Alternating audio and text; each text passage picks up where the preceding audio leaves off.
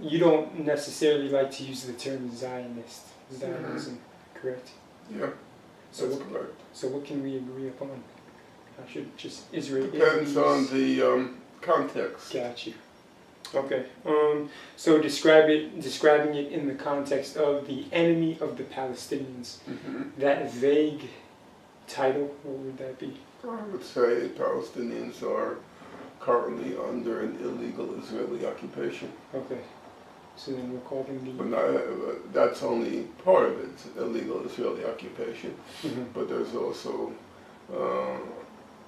criminal violation of fundamental rights. And in the case of Gaza, there's an illegal inhuman siege, which at this point constitutes en masse a crime against humanity.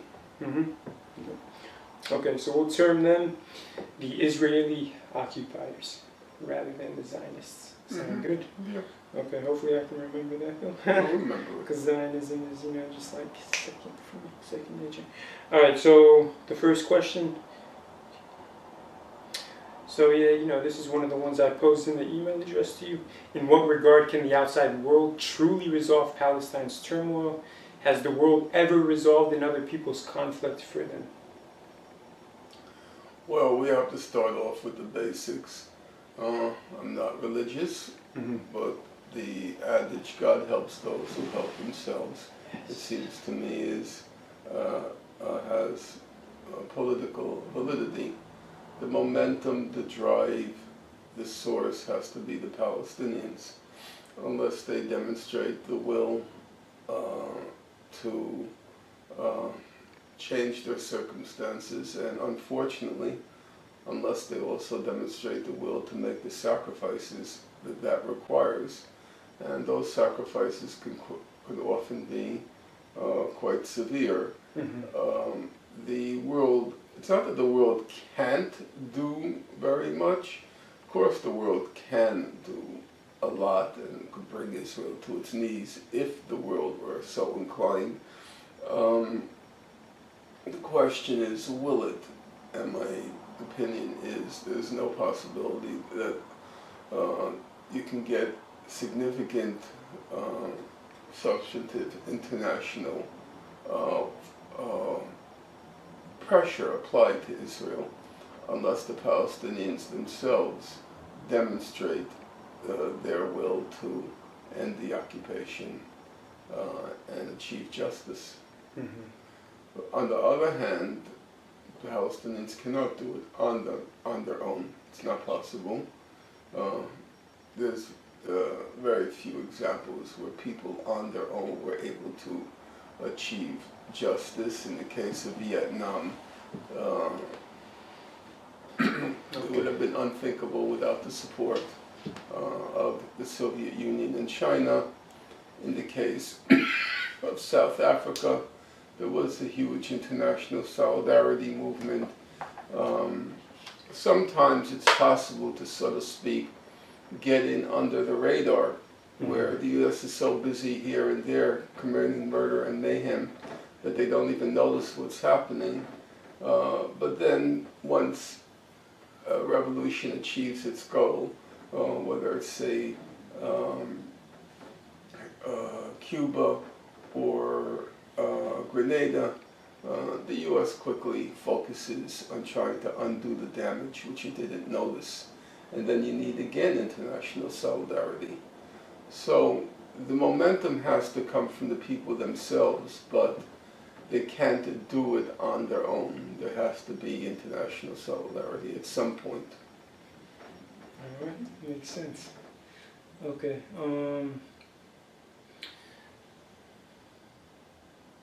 I noticed, Benjamin Ladra? Is that how you pronounce it? Yes. Yeah. So he was denied entry into Palestine due to Israeli authorities claiming he had organized a demonstration. Whether that's true or not, seemingly Israel fears the notion of such occurring, especially if done by somebody of European or American descent. So essentially, the question is, we know the blood of an American is worth more on the international stage than the blood of a Palestinian being killed. So with that incentive in mind, Would you deem such context of a demonstration being led by a foreign citizen, such as American or European, in Palestine, as more powerful and effective to garner the right sort of attention worldwide? Yes, but again, it's not going to happen. That's the problem. You have to deal with the situation as it is. In the case, for example, of Gaza, they're not letting any foreigners in exactly for the reason that you suggested. If a foreigner gets killed, it's a black eye for Israel. Palestinians get killed, unless it's in significant numbers, as in May 14th of this past year.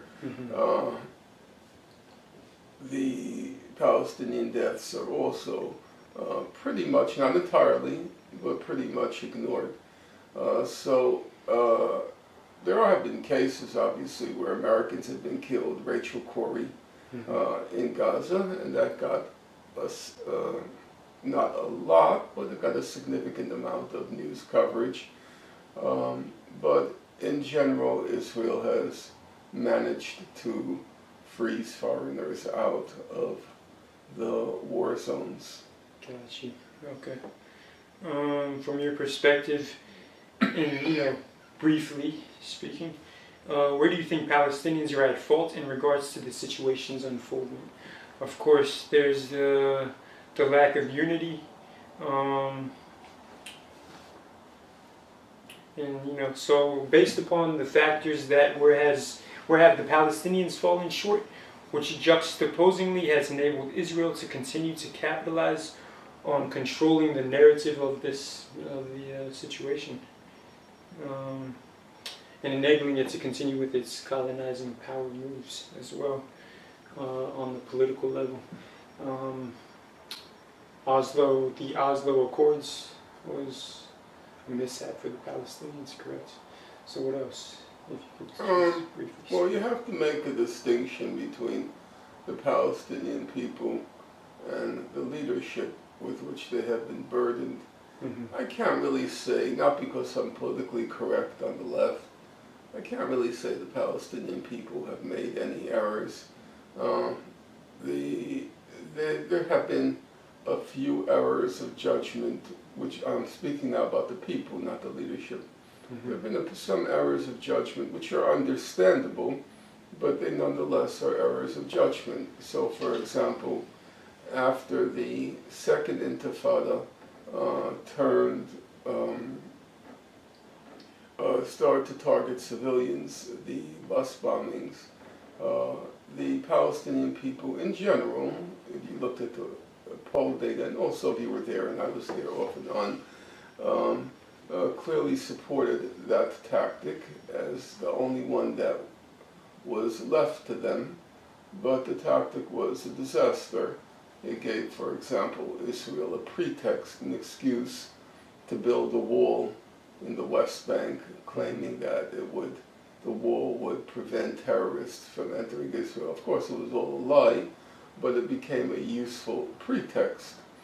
So the Palestinian embrace of the suicide bombings was an error in judgment, understandable, and I certainly wouldn't condemn them for it. I would just say it's an error in judgment. It's an error in political judgment.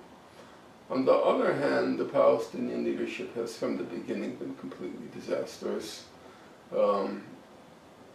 partly because it was so enthralled to the Arab oil money, and Yasser Arafat, the PLO chairman, his machinery was greased by money, and money coming from the Arab oil states really it had a very corrupting effect on the Palestinian national movement in general, and in specific instances, for example, it had a very corrupting effect on the First Intifada, where some families started, in order for Arafat to get control over the First Intifada, which was a spontaneous indigenous uprising, overwhelmingly nonviolent.